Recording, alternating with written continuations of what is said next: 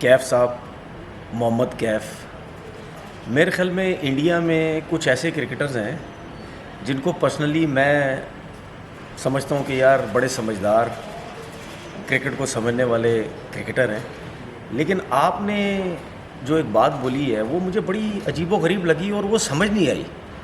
مطلب ٹھیک ہے انڈیا کی ٹیم بہت اچھی ہے، ہم مانتے ہیں بہت زبردست ہے، اس کے چکر میں آپ لوگوں کو کیا پرابلم ہو جاتی ہے؟ پاکستان کا نام آپ نہیں لے سکتے کہ جی سیکنڈ ایشیا ٹیم پاکستان اچھی ہے انڈیا کے بعد.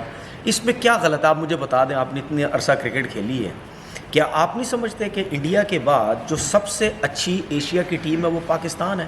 اگر آپ رینکنگ کے حساب سے بھی دیکھیں تو رینکنگ میں بھی سری لنکا سے اوپر ہے، افغانستان سے اوپر ہے، بنگلہ دیش سے اوپر ہے، نیپال سے اوپر ہے.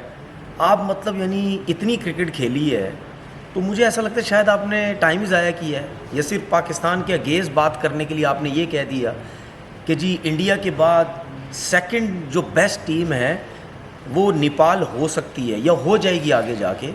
میرے خیال میں نیپال کی ٹیم پاکستان یا سری لنکا ایون بنگلہ دیش سے بھی اگلے 10 سال تک بھی اچھی نہیں ہو سکتی. پاکستان کی تو میں بعد میں بات کر رہا ہوں، سری لنکا اور بنگلہ دیش سے بھی نہیں ہو سکتی.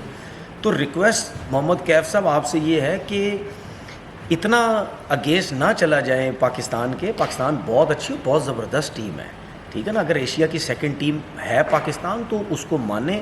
مسئلہ یہ ہے کہ آپ لوگوں کا پرابلم یہ ہے کہ آپ لوگ پاکستان کو کسی جگہ بھی بہتر ٹیم نہیں سمجھتے. تو میری ریکویسٹ یہ ہے کہ آپ بھی ہربھجن کی طرح، سہواگ کی طرح، ان لوگوں کی طرح اور کرکٹرز کی طرح نہ بن جائے.